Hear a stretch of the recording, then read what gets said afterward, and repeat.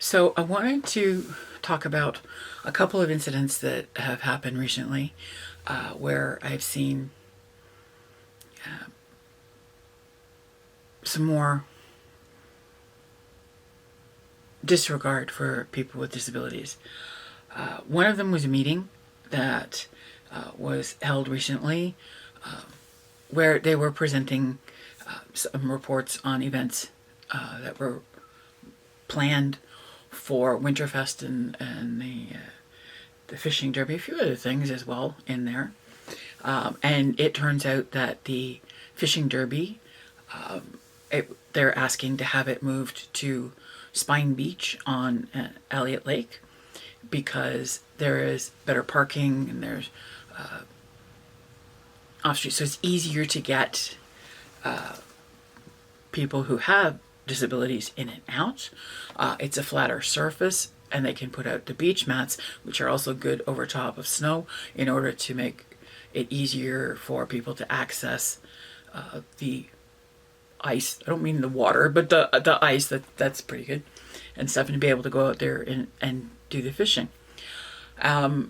So I was particularly excited about that because it was considering the disabled community and having us be able to join in much easier than at Horn Lake to an event that's an annual thing, and it's a crowd of people and there's a lot of hubbub going on, and so it was a good thing as far as I was concerned, and I'm listening to all of this go on, and then I heard the presenter say that they were unsure about, whether or not there were fish in Elliott Lake, but that it was assumed that, people would know this, and it could be a good thing, and they had come up with alternative prizes and stuff and different other things.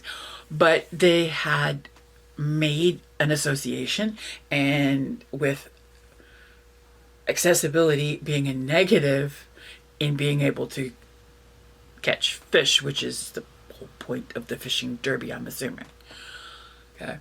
And when it went to other members of the committee, it was like, well, yeah, none of them knew either whether or not there were trout, or I'm guessing that's the kind of fish you want to catch.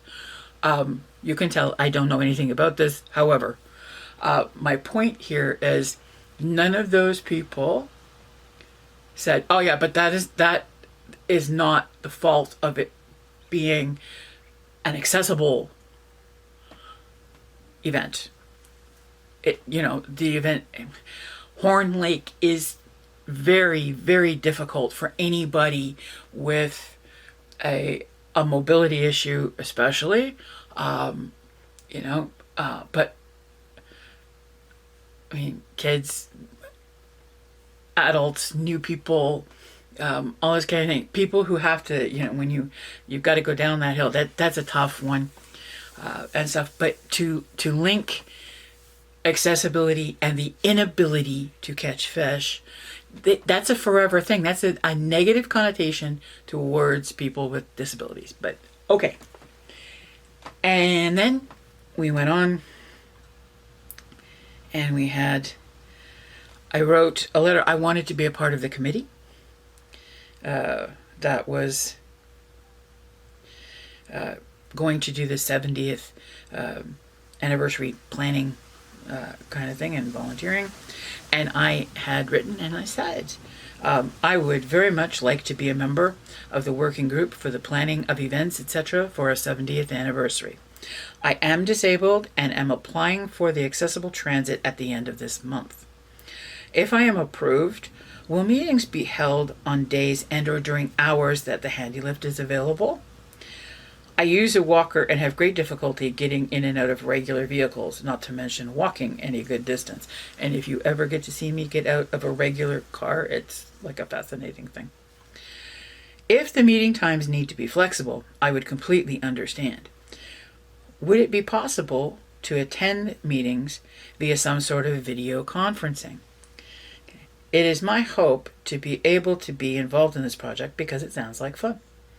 Thank you for your consideration of my request for accommodation, and I look forward to hearing from you. Now, and I truly do understand that it is really silly to try and arrange for somebody, for me to get the handy lift to get to a meeting during a time that when the handy lift is running, when there are potentially 30 to 40 other people who are working all day, okay, and who have no way of getting there until after work with their own cars. I mean, that's just silly. So for my way of thinking, it makes sense then, can I participate via Zoom, for example? That way, nobody's inconvenienced. Okay, so the answer that I received was, this is our first working group meeting, and we have not booked any future meetings at this time until we know who is wanting to attend the meetings moving forward. As there are individuals who have expressed interest in attending and work full-time, we are not sure we can host meetings during the day. Meetings would likely be in the evenings. The first meeting is being held at City Hall, but may have to be hosted at Collins Hall if the interest is larger than we can accommodate at City Hall. I will take into account the handy lift hours for future meetings and try to accommodate for those who require this service to attend meetings. I am not sure about video conferencing for these meetings, as the venue may change due to accommodating the size of group attending. But again, I will explore the options for this. I do hope you are able to attend the first meeting.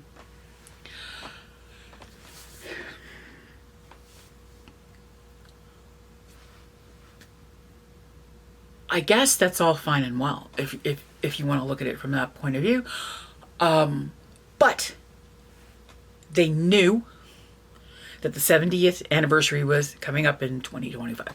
They knew that they were going to plan a bunch of events, and they knew that they were going to ask the public to be a part of all of this.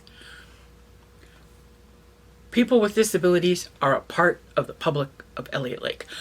So I want to understand why, prior to putting out a call for people who were interested, why wasn't any of it taken into consideration that we might need to have the handy lift bus? We might need to arrange for people to attend via video conferencing. If we cannot hold it at this venue, we'll hold it at that venue, and we'll arrange it like this. We'll have it all, we'll know it before we put it out there. The only reason that I can come up with for why it wasn't done is because nobody thought of it, which means that nobody thought about disabled people. Nobody thought about a very large part of the citizens of Elliott Lake. And that's not the first time that this has happened to me. It's the third, actually. So at any rate, those are my reasons for putting out this video. And it connects ableism with what is supposed to happen, which is a duty to accommodate. And I hope you enjoy it.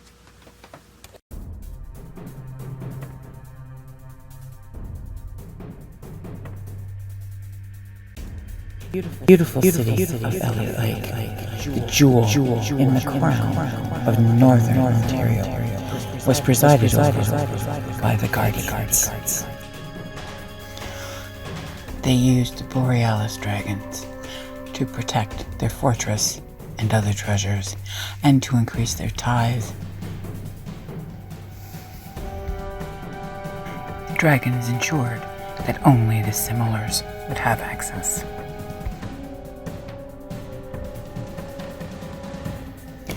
The dissimilars pinned their hopes to the future and the codes written in the Book of Oric.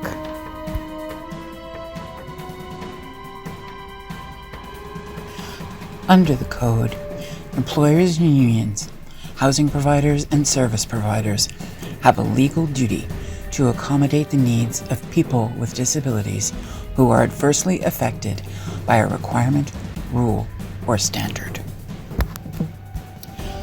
Accommodation is necessary to ensure that people with disabilities have equal opportunities, access, and benefits. Employment, housing, services, and facilities should be designed inclusively and must be adapted to accommodate the needs of a person with a disability in a way that promotes integration and full participation. One particular convention of the Book of Arc spoke directly to the core of what the dissimilar wanted. It read, "The principles of accommodation. The duty to accommodate is informed by three principles: respect for dignity, individualization, as well as integration and full participation." Respect for dignity. The Convention on the Rights of Persons with Disabilities states, "Discrimination against any person on the basis of disability is a violation of the inherent dignity and worth of the human person." The duty to accommodate people with disabilities means accommodation must be provided in the way that most respects the dignity of the person, if doing so does not cause undue hardship. Human dignity encompasses individual self-respect, self-worth, and inherent worth as a human being. It includes physical and psychological integrity and empowerment. It is harmed when people are marginalized, stigmatized, ignored, or devalued. Privacy, confidentiality, comfort, individuality, and self-esteem are all important factors. Respect and support for a person's autonomy is also crucial. It reflects a person's right to self-determination, to be treated without paternalism, and means subjecting people to minimal interference in their choices. Consideration needs to be given to how accommodation is provided and the person's own participation in the process.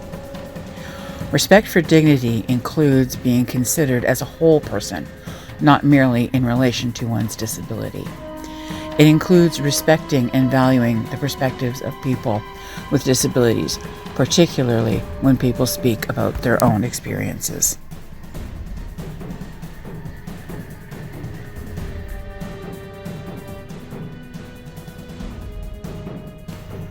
Will the dissimilar realize their hopes and goals? Those are the questions. Only time will tell.